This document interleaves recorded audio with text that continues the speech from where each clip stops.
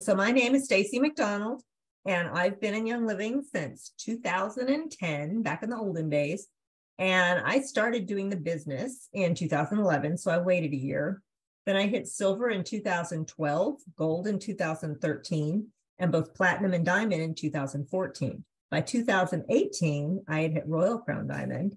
And the same month that I hit silver, I signed Lori up during a Rough Day fair at my church. I had a little apothecary booth and had the little bottles and was having fun with it, just a little podunk booth at our church.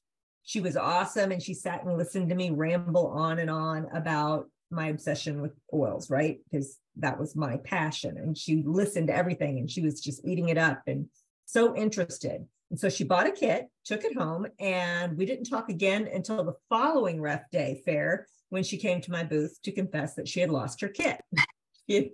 She actually never used the kit because it went to a closet or something, and then she couldn't find it. So she got another kit. So Lori is the lady who lost her first starter kit. And I was the person who was afraid people would think I was too salesy. So I refused to call it sales. There you go. That's what we're known for. So, and a lot of us are afraid to call it sales, right? When we first start out, we're afraid of what people think of us or whatever. No, there was an element of truth to it. I wasn't trying to sell anything. I was actually opposed to doing it as a business in the beginning. To me, it was part of my ministry to women. That's how I wanted to view it. Plus, I didn't understand network marketing. So I thought this was a whole big giant retail kind of thing. That's how I was picturing it.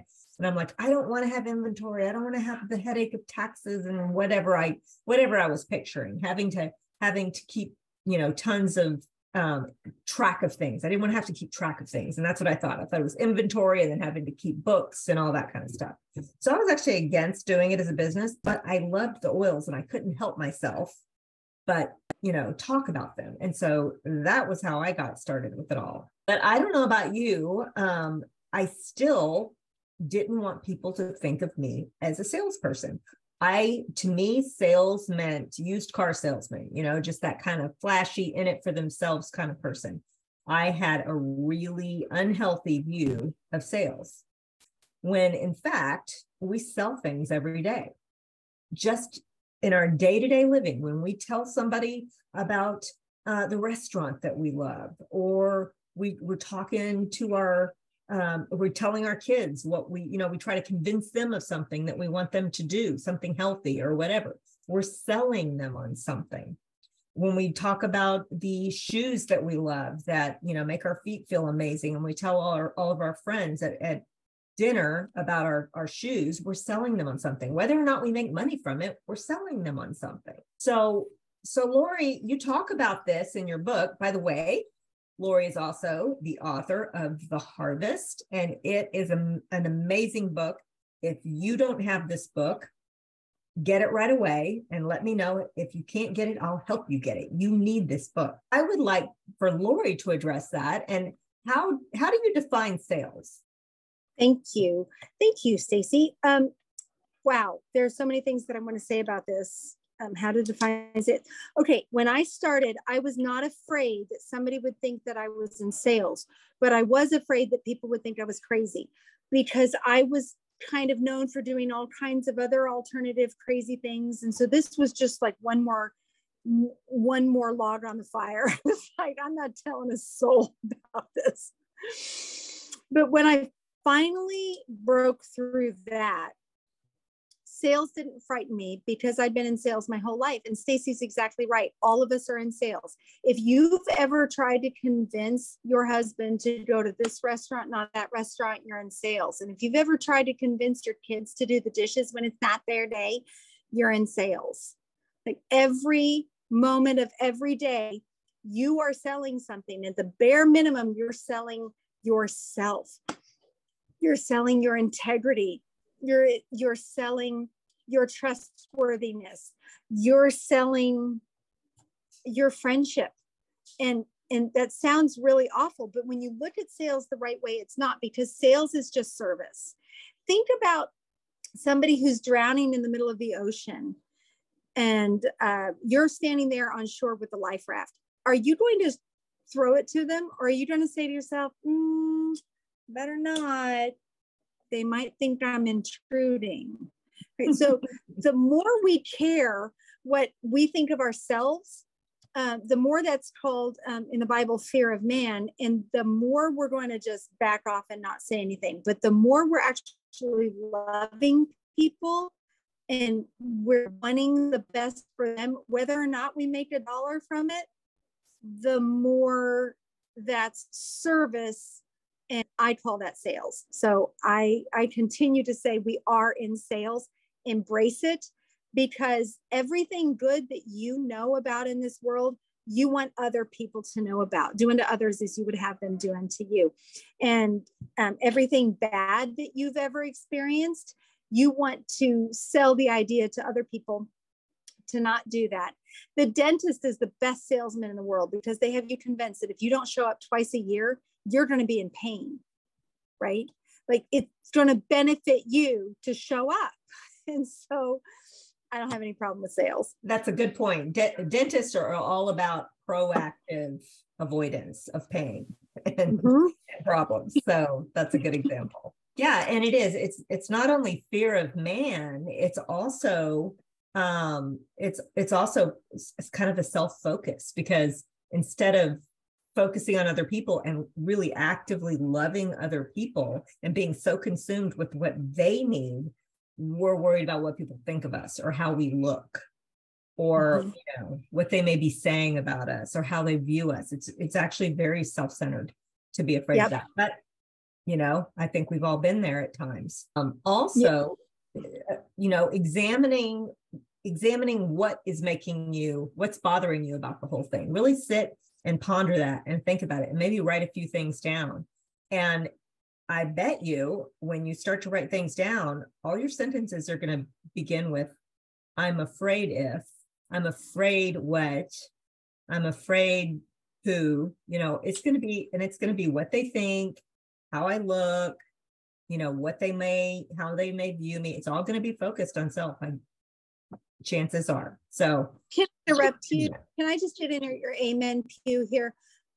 What would my life be like if Stacey McDonald had not stepped out and gone ahead and set up a little table and told people about oils? What would my life look like?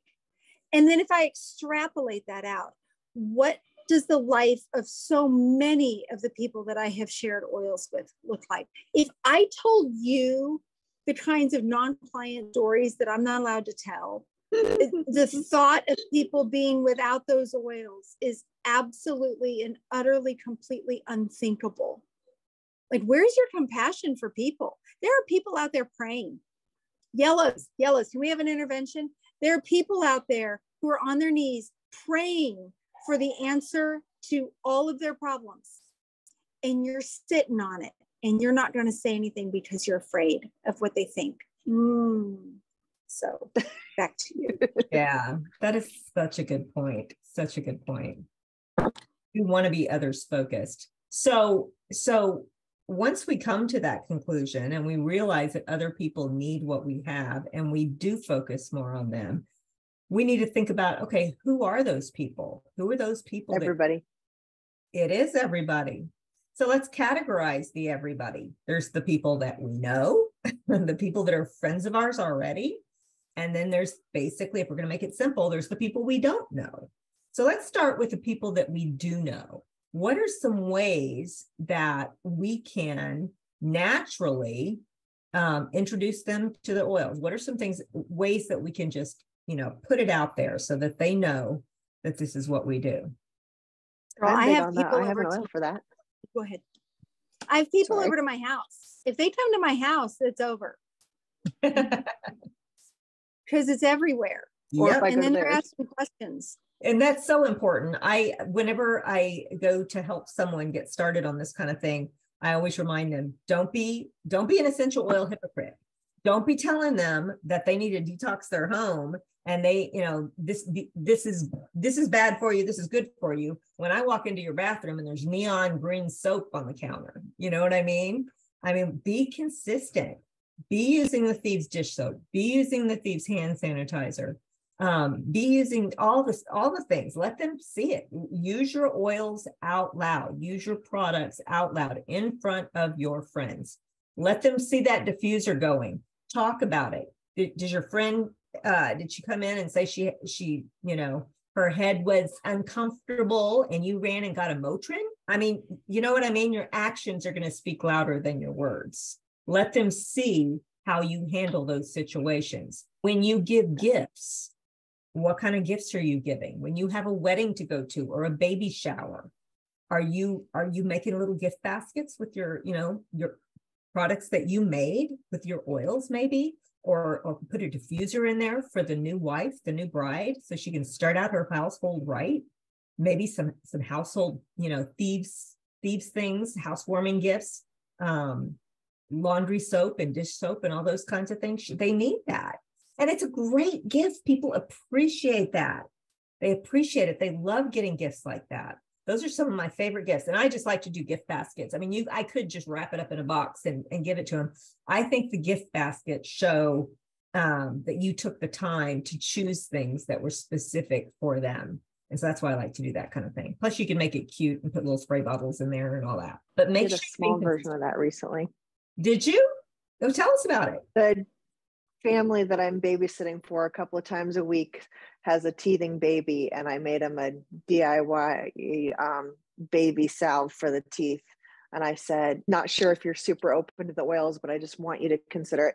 And not everybody's willing with their baby, but I made it, very diluted and just, from Gentle Baby's recipe. And I said, just be willing to maybe give this a try. And she said, I super want to give it a try. And she did, because it's still working. Yeah. And they bought a bottle of Valor from me right after that, because they also tried the Valor. That's great. And, that's very common where people are thinking, in their mind, oh, I don't know if they're open to it or not. Assume that they're open to it. You know what I mean? Walk into it, assuming, because you are helping them.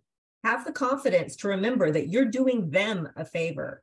And 9.5 times out of 10, they are going to be so super excited. You will be so surprised. It's just, why wouldn't they be? Why? No, I'd rather have the toxic stuff. Give me the stuff that's going to burn my baby or that's going to cause, a lawsuit in 10 years. No, they want the good stuff. That is such a good way to put it. And what do we say? What do I say in my book? You don't need them. They need you. Yes. And you need to have that in your head, because what's in your head comes out in your actions and your tone and your vibe. They will sense it. So you need to remember that. Remember that you are doing them a favor. It's very important. If you have kids in school or in Sunday school and doing those kinds of things, and it comes your time to do craft time, how about making some therapy dough? How about get your therapy dough out? I've got little tins, links to the cute little tins, and then let them choose their oil. Now that we have the whole Kids Sense line, those are perfect oils. Nobody has to, it's like, see, they're made for kids. Then they feel, for people who are a little cautious, that makes them feel more comfortable because they're made for kids, right?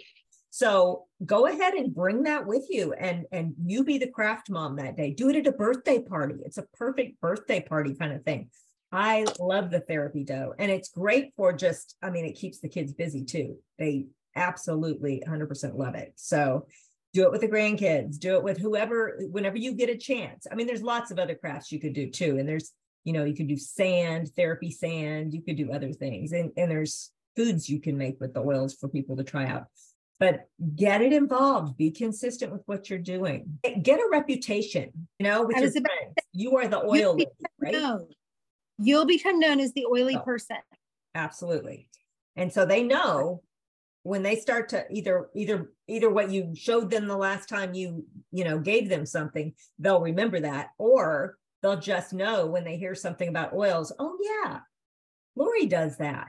Oh yeah, Yari does that. Go ask her. Even if it's not for them, they'll tell their friends. They'll say, you know what? You should go ask Yari. She was talking about that last week at church. I saw her pull something out of her purse. I think she does oils. You will gain a reputation. So, but you got to do it out loud. If you're embarrassed about it and you're hiding it in your purse and you're using it real quick and you're putting it back in your purse, of course, they're going to smell you anyway. So you're not hiding anything. But don't be embarrassed. do it out loud. That's how they're going to know. And they all, again, that communicates confidence, right? You know what you're doing, you know what you need. So let them know it too. And look for the needs. When you see somebody that has a need, and you know what I mean, I can't say all the things, but you know what I mean. When someone has a need, you need to be the first one to be there to meet that need. That's part of loving. That's part of serving. People at church say they like to smell you to see what you're wearing that day. It's like, here I am, you may smell me now. Someone just told me that the people who buy their clothes at garage sales have said to them, I waited as long as I possibly could before I washed them because they smell so good. That's awesome. I love that. Same thing, if you're the one that's driving someone, carpooling or whatever, make sure you're dousing your car with oils. The what was the name of the diffuser we used to have that goes in the drink holder? But you know what I'm talking about. They sell them on Amazon. And so you can still get them even though we don't carry that diffuser anymore. Was the orb? No, it's better than the orb. It's a cylinder shape. It's more like it was like a gray color, but it looks like the new diffuser, like the car diffuser, the Maya diffuser, Maya or Maya? Maya, I think that was it. Maya. It was shaped like this, basically. Yeah, and you put it in the drink holder and it came shooting out the top. It was awesome. That's a good one to have in your car. One of our leaders is a Lyft driver, and so that she uses it in her car. And all the people always, I wish I got those Uber drivers and Lyft drivers, right? They always seem to have all the toxic air fresheners in there. Mm-hmm. So, but anyway, so she has that in there, and that works great. So when you're carpooling or you're the one, that gets volunteered to drive somewhere, make sure you have your diffuser going in your car. All these things are ways that you can use your oils out loud in front of your friends. So what about strangers? Who are some of, I feel like Sesame Street, or I used to say Mr. Rogers, but then I realized I had the wrong song. It's actually Sesame Street. Who are the people in your neighborhood? Remember that? In your neighborhood. In your neighborhood. Oh, and then it's all the different people, right? And they go through I don't remember all the rest of it, but I'm sure it was like the baker and the, whatever. And who would that be in our lives? That would be the hairdresser. I've enrolled like 7 hairdressers. It's like, oh, I enrolled you now to go to somebody else. No, not really. I'm very faithful. Different things happen and move on. But you know what I mean? People that you come into contact every single day, whether you're at the post office or you're at the school, your kids' teachers, or again at church, get involved in community groups. You meet people every day and you come into contact. Waitresses. A waitress recently, I had my wish list in my phone, in my notes section, and I sent that to her. And then I was afraid I was going to forget who she was. And so I put the name of the restaurant there too, so that I would remember this is the waitress at the restaurant. But those are the kind of things, as you're coming into contact people, you can use it out loud there. I put oils or vitality drops in my water, and I wait till a waitress comes so she can see it. And they always ask, what is that? We were at a restaurant once, and we were sitting up at the bar at this restaurant and watching the bartender. And I said, oh, you know what? You want to put some lime essential oil into your salt before you do those margaritas. That would be awesome. He's like, oh, I never thought of that. I said, oh yeah, you could get super bougie and you could make all kinds of mixology drinks. You could use black pepper and peppermint and lemon and orange and bergamot. And he's like, whoa. Cinnamon bark. Yeah, all kinds of things. And so, yeah, he started getting oils from me just so that he could use it at work. So there's all kinds of ways. Go ahead. I enrolled somebody that I met at the IKEA, probably 2 or 3 days later with the $850 order. And I mean, straight up stranger. We just struck up a conversation. Before the end of it, we had bonded, and she wanted to know what I knew. And I said, I can't right now. Like, I can't, I have to get my kitchen ordered, but I will meet you. I will meet you. I will come to you. And we met, and I still consider myself very friendly with this woman. She's not my best friend, but I would consider us friends. And so I think sometimes we we need to expand our awareness to the people that are actually out there. When people say to me, Lori, I'm out of people, I'm like, well, I don't know. There's how many billion people in the world? How many new people turn 16 every day? No, you're not out of people. And yes, you actually can enroll strangers. And when you're out of people, if you're like me, I mean, I understand the out of people thing, because sometimes I just like to, my laziness or my introvertedness, sometimes I'm tempted to just stay holed up in my house. I live in the country. It's like comfortable for me, right? But I have to get out. It's good for my mental health to get out.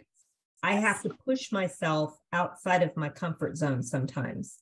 And, not only can that happen by, joining groups at church or joining community groups or inviting people, practicing hospitality, inviting people over and allowing them to bring their friends, all those things, that's part of how you meet new people. And if you really have a hard time, do some vendor events. This is what we've been talking about. Vendor events are the perfect place to meet new people. And everybody's there to look at what's on your table. They're already interested. That's why they're there. So you have a perfect opportunity, not only to meet new people and invite them to your next class, right? Because that's a perfect way of filling up those classes, is to do the vendor events regularly and have something already scheduled. Have your project broadcast, that they can call and get, so you can collect their information and send them all the information about the class. But that's how you can meet some new people and get people to your events. I can be another voice for vendor events. I now live in a big town, but I was in a small town in California before we lived here. And I did a few vendor events, and total honesty, most of them I didn't make much of any sales, and only one time did I sign somebody up at one. But part of why I always felt they were worth it was because I got my name out there, and more than once, within days afterwards, somebody'd say, oh, I decided I do need this oil or that oil, and I remembered you. And so I felt like it was still worth it, even though the day of, it was like people would show up with $10 and go, I have nothing, I can buy it from your table for $10. That happened to me more than once, but it also happened to me that later they called me and said, oh, can I buy things from you now? Or they tagged me and said their friend wants something. We're going to be doing farmers markets this summer. And so I'm making different things with cute little labels that they can do. We're going to do a DIY booth at the farmers market. And on the back of each bottle, there will be a QR code where they can get the oils to refill it. And some of the things will just be DIY kits that they can take home and do. So they actually need the kit to do it. Also, the recipes I'm using will have oils from the starter kit. So it makes sense just to get the starter kit. And then instead of just paying a certain amount for this DIY kit, they can make about 5 of the DIY kits for the cost of, for the amount of oils they're going to have.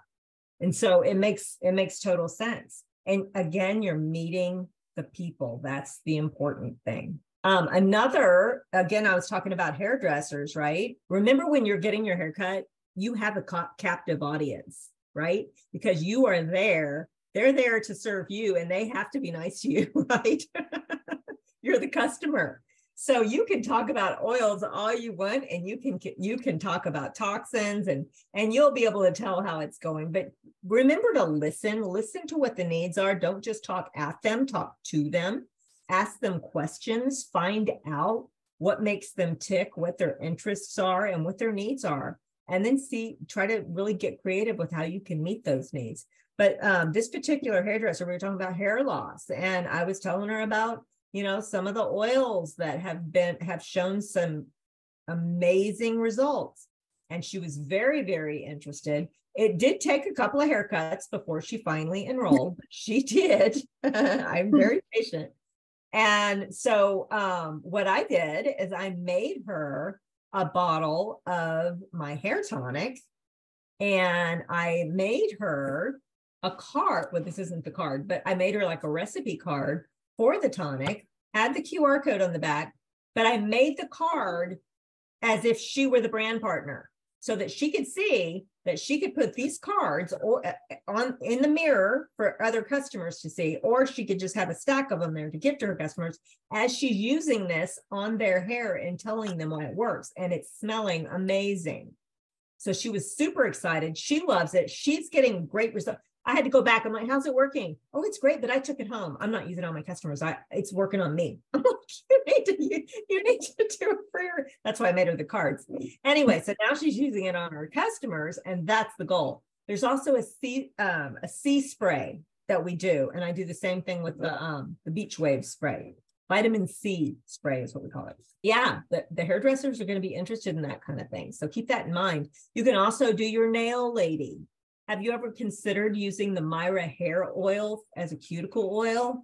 Have you talked about, making your own foot scrubs so you don't have to use their toxic stuff? There's all kinds of things you could talk to your nail lady about. And the makeup of your hair and your nails is very similar. So that's why the hair oil works great for your cuticles too. You could also use the CBD Beauty Boost for your cuticles, but that's an aside. So anybody else, who else do you like to share with? Yari, you've been rocking it with your enrolling. Why don't you give us some tips? Hey guys, so I'm Yari, and so this month has been really, really good. For me, like my biggest tip for enrolling will be like, connections and one-on-one. Like that's how I really do it. Stacy mentioned, like church, I have like my gym community, my church community. So I always try to make connections first. I do a lot of coffee. Like I meet people in a weekly basis for coffee. And then, just share like my testimony, my experience, or listen to them, like Stacy said, to see like what are the, do they suffer from migraines or whatever, or like, things like that. So for example, like my gym lady, she's in a new place now. And then behind her, there is a restaurant. So she mentioned something like, it's going to be like a lot of food smell. So I'm already thinking, okay, I'm going to like gift her a diffuser, right? With probably like citrus fresh or purification, something, so that she can use it at the gym, right? And then that's one of the ways that, people will see it. And but yes, like you said, I'm very big about, they know me saying oil, the oil lady. Actually in Facebook, I live in Colorado. So we have, like the city's Facebook group. And people ask for, like, I don't know, they're looking for some type of oil, and my friends will tag me like, hey, no, this is the one, or whatever. So for me, it's just making connections. That will be my biggest, tip, making connection with people, and just, community, a lot of community. Yes. Oh, and one more thing that I've been really successful, also having the flip kit. I have flipped that kit, like, I don't even know how many times. I already lost count. Having my flip kit. And an event, I had an event, like a get together on last Friday. And one of the girls took it and, bought the kit. And I already got it. Like, it was super fast because I did it Friday night and I got it yesterday. Oh, wow. So that's great. Yeah. Thank you. I like the way you stress the whole one-on-one, because one-on-one really, for me works the best. Mm-hmm. Because you have time to really find out people's needs, and you're really connecting with them. There's attunement going on. You're really connecting with them. And that's when you really, that's what makes this business fun. That's what makes it satisfying, is connecting with people and really finding out, how you can bless them and how you can make a difference in their lives and how you can, help meet those needs that are real. There's people that have all kinds of needs, and we're not empty-handed. So it's awesome to be able to do that. Yeah. And one thing too, like we host a lot of like get-togethers in my house. We just started like our Bible study group on Wednesday. Every time people come to my house, they will have, they'll see all my diffusers, especially the Aria, because the Aria is just beautiful. It's pretty impressive. So I have it in the kitchen and they're like, oh my God, that's the one I want, or whatever. But always I have one in my living room, one in the family, one in the kitchen. Yeah, they for sure will see a few of my diffusers. My goal when people walk into my house is for them to just feel like they're in a spa environment I think of all the senses, right? So I think of, okay, I want it to sound a certain way. So a lot of times I'll even play spa music because I want it to sound, very relaxing. I want it to smell amazing, and I want them to be able to taste something amazing. So, just paying attention to the senses, because it's an experience, right? You want it to be an experience when people come to your house. So that can be really a way to handle that when you have your home events as well. So now you've introduced people to the oils, you've talked to people about the oils, you've found out their needs, you know what they need, you've made friends, all of those things happen. But how do you close the deal, right? How do you get people to see the value in the kit and to move past interested into, yes, I need that now, not tomorrow, now. And since Miss Lori Bori is, are you number 9 on the Kona board? Not that good. I'm 11. 11, not that good. Yeah, 2 off, sorry. Amazing. You're going to count, get it right. So she is the closing queen, which is why she wrote this book, right? So why don't you give us some of your closing wisdom, Lori? Okay, I'm taking notes on something amazing that you said, and I have to finish that first, or I won't know what you said to go back and, all right. I'm so glad you asked. And we're not just talking the book because it's like, oh, Lori's got a couple books that she can make from the book. I poured my soul into this book, and it's because so many people kept asking me, Lori, how do you do this? How do you do this? And Marcella Von Harding insisted that I write it. And I did. I poured my soul and everything I could possibly think of in the book so that you could just have it and you could just copy it and do it and learn to be absolutely, absolutely effortless at this. And so that it could demystify how in the world is she enrolling all these people? It demystifies it for you. It makes it so simple. And I do put a money back guarantee on this book. You read this book and you think, well, that wasn't worth the money, then you reach out to me because I will give you your money back on the book. So now, having said that, the number one question I get asked is, well, Lori, what's your best close? Like, what's the close that gets them 99% of the time? Just like, I don't want to know about all this mindset stuff. Just some tips and techniques, baby. Tips and techniques. Like, just give it to me. And I always say we can't, it's not like that. We've got to back up a little bit and we've got to find out what the people are looking for. And we have to find out more about them, because then you can meet exactly what they're looking for. So I've got this chart that I put in my book. Everybody, and this is because I've been in sales for a lot of years, even before Young Living. I used to teach this stuff to other companies. I used to travel the country and even the world and teach this stuff. So listen up, Buttercup, because it's good.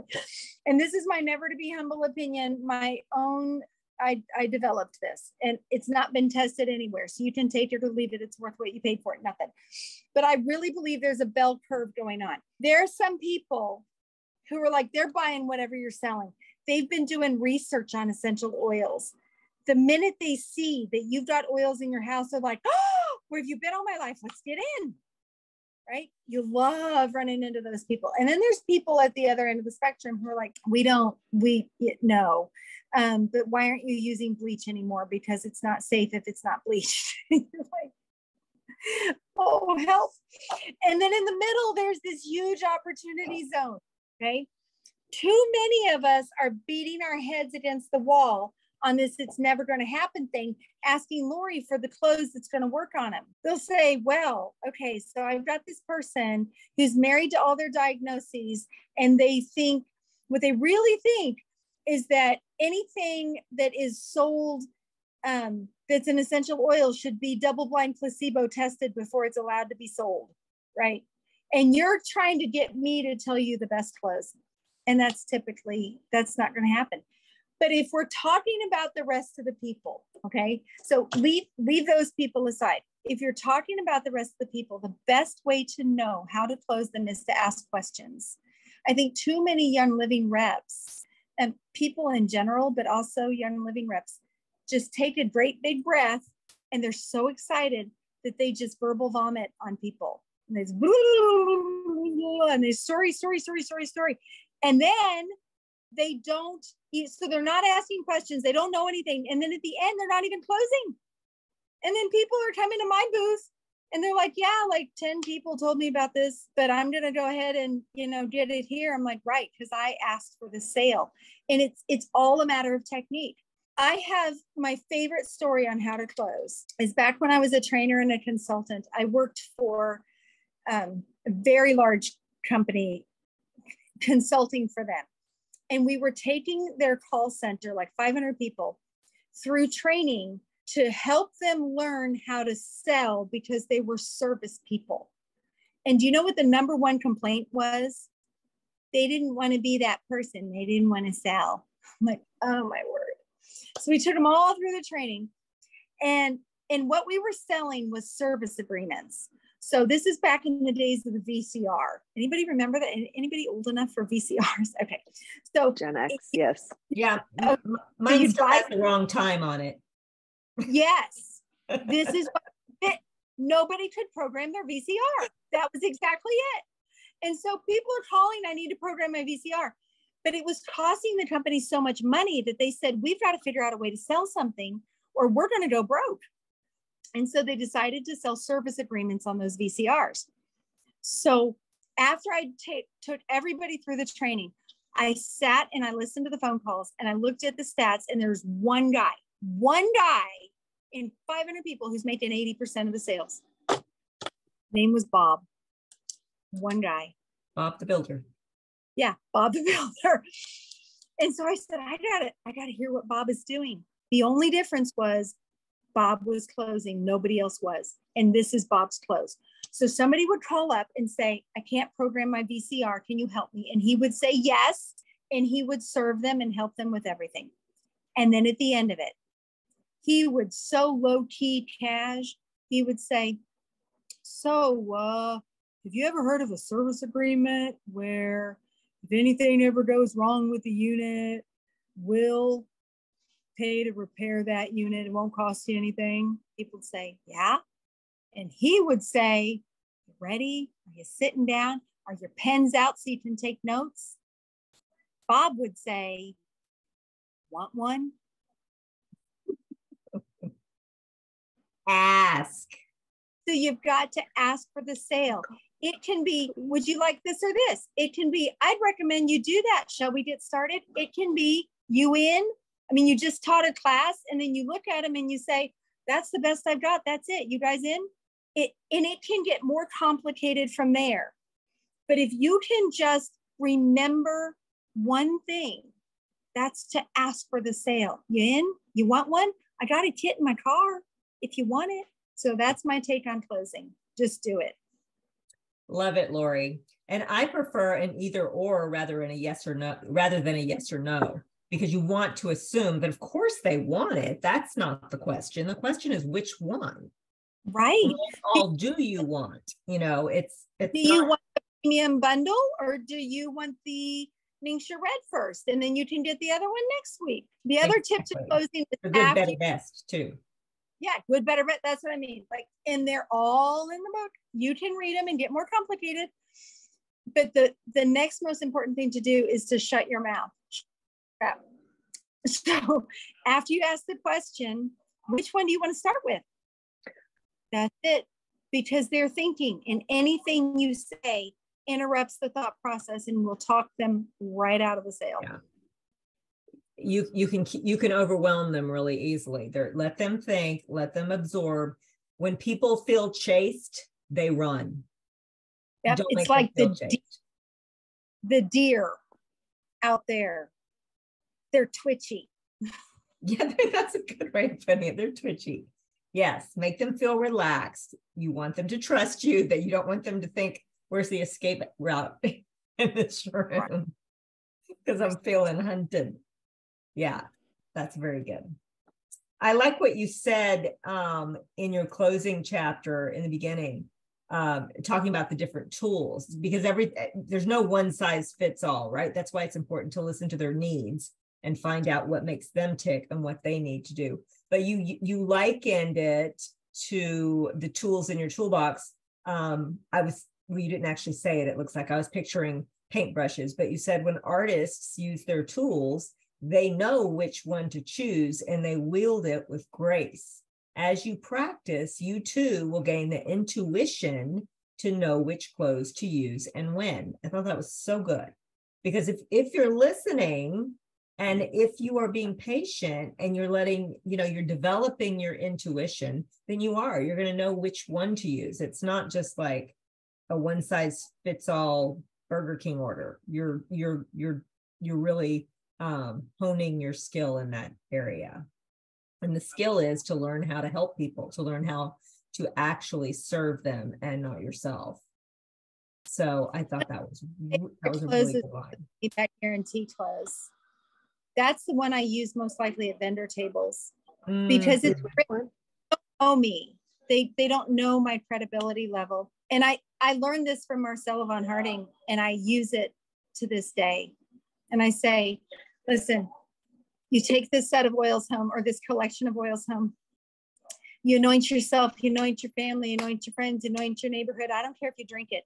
If you, at the end of 30 days and empty bottles, think there's nothing to it and it was a waste of your money and Lori's crazy, then you give me my empty bottles, you give me my diffuser, and I'll cut you a check for every dime you spent, including tax and shipping. Now I have made that deal with I don't even know how many hundreds of people, and nobody's ever taken me up on it. Nobody's going to do that because they want to make sure they can still get their oils. I was going to ask something.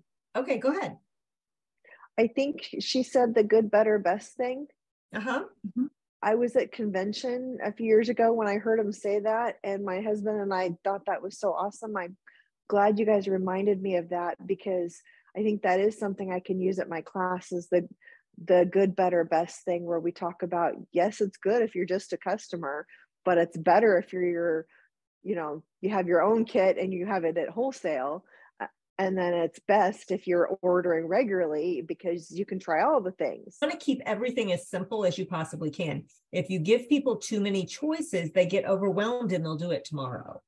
And then out of sight, out of mind, and things get busy, and who knows if you'll hear from them again.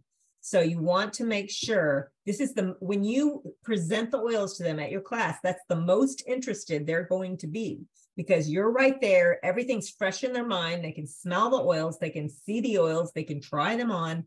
Everything's fresh and exciting. That is the time you want to go ahead and make sure that you close. Not that I haven't ever had someone sign up the next day. I have, but the chances are much less likely. So you want to make sure that I've cringed, because I've heard so many people at events say, oh, you can just call me tomorrow. There's no rush. It's like, no, you want to go ahead and finish. You've got to. So you're not serving them well if you put it off. They say that, and then you call them tomorrow and they're in witness protection and you have to skip. Right. So that's good. Does anybody have any questions? I think we're about ready to wrap up, but we have a few more minutes for some questions if anybody has any. Anybody have any vendor event questions? I do. Okay. I learned, I don't know, it was way back when I first started using oils, so a while ago, somebody told me, and I thought they even told me to look it up, like in the PMP or whatever, that we couldn't have oils and like DIY things on the same table. So when you mentioned the DIY stuff, I was like, okay, she must only have DIY stuff on there and no oils. And now I'm wondering which you think is better. And if I do, no, you can't sell a product that has essential oils in it. So I can't make up the room sprays, that has Young Living, I can't sell a room spray with Young Living oils in it and say, yes, look, I have Young Living oils in this. That's what I can't do. But I can have a DIY table where they're making their own stuff. We're just doing I'm not charging them for the oils. The oils are just free. But you can have that room spray on the table next to your oils. They're making their own room spray. Yes, but can your oils be by it? Yes. I misunderstood what I learned about that years ago, and I didn't know that. And there's constant vendor events here in Hawaii, and I'm wanting to do them, but I didn't understand that part. Yes, yes. As long as you're not selling the Young Living oils in the room spray. Can I also mention about policies and procedures? Those things change all the time. Right. So if somebody told you you can't something or other, take another look in a couple of months and see what happened. That's very true. Okay, anybody else? All right, well, thank you, ladies. So if you want to make sure that you're getting all the business information and resources and updates, if you're a brand partner, be sure and text the word biz, B-I-Z, to 309-450-9711 so that you'll be notified when these things come up and when I have new stuff to offer. So, all right. Thank you, Lori, for coming on and sharing your wisdom. And if anybody, we should have put a link to your book in there too. Actually, it's on the, I'll put it on the page that I just posted so that y'all know where to get it. Okay. All right. Well, y'all have a great night and forward some more classes like this next month.